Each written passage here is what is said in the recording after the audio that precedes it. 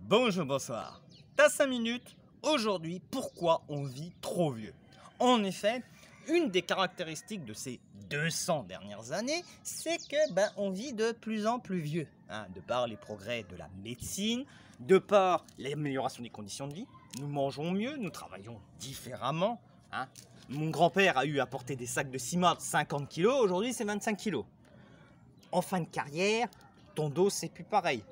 Les machines où mon père travaille, les fraiseurs ajusteurs, ont été améliorées. Ils forcent moins. C'est moins difficile physiquement. Le corps est moins meurtri, même s'il paye les conséquences d'un travail à l'usine. Mais voilà.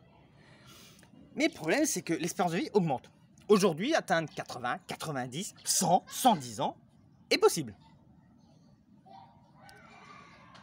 Donc, ça pose plusieurs problématiques.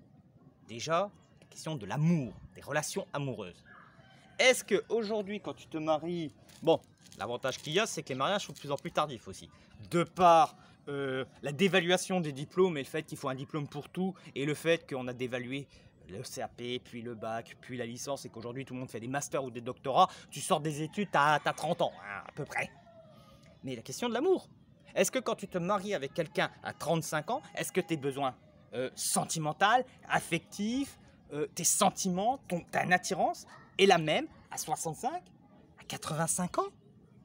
On n'y parle pas assez, mais les vieux, ils ont une vie intime, une vie amoureuse. Donc ça pose déjà la question de l'amour.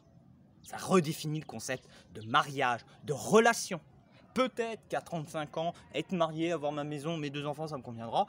Peut-être qu'à 75 ans, me retrouver avec Geneviève, aller la voir 2 fois par semaine pour aller boire le thé, jouer au pion, puis peut-être claquer un peu le lardon.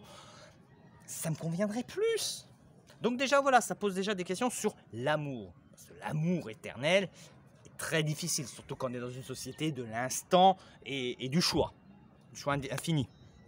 Alors, le gain en quantité, mais pas en qualité. En effet, oui, il y a eu un progrès sur l'espérance de vie.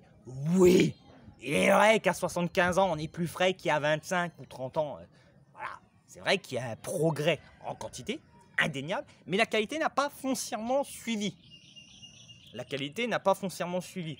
Aujourd'hui, rien n'est prouvé que tu peux vivre jusqu'à 90 ans sans avoir de soucis de santé graves et sans avoir une vie de merde.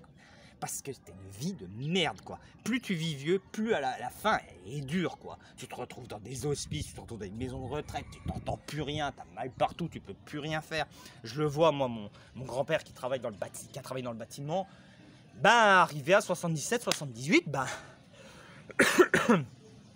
il peut plus faire ne serait-ce que son jardin. C'est bien, il va vivre encore 10 ans. Mais putain, 10 ans avec un jardin en friche, voilà. C'est bien de gagner la quantité, mais la qualité. C'est l'énorme problème de notre système capitaliste, c'est qu'on a de la quantité. On a beaucoup, mais la qualité s'en retrouve perdue. La connerie de l'âge à la retraite. En effet, nos politiciens, par pure malhonnêteté intellectuelle, parce que ça c'est de la malhonnêteté intellectuelle, nous sortent « Ah ouais, mais vu que vous vivez plus vieux, vous allez travailler plus longtemps. » Tu vas fermer ta gueule. C'est de la connerie. Parce que, on va pousser l'âge de la retraite à 67 ans. Est-ce qu'à 67 ans, les contraintes, les fatigues, les traumatismes professionnels, les blessures du corps et de l'esprit, parce qu'on oublie souvent l'esprit, sont les mêmes chez un enseignant, un ouvrier, un pompier, un mec dans l'administration? Non.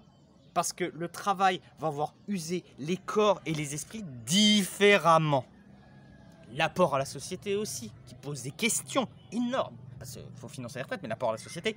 Qu'est-ce qu'un vieux de 85 ans peut apporter à la société? Ouais, tu vas me dire son expérience. Mais malheureusement, il ne peut pas...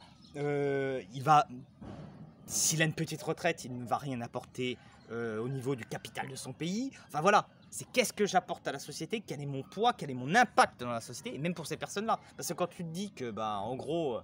t'es devenu une part congrue, t'es devenu un vieux crouton et que tout le monde s'en bat les couilles de toi, c'est pas facile à vivre psychologiquement. Et puis c'est surtout de supporter le déclin.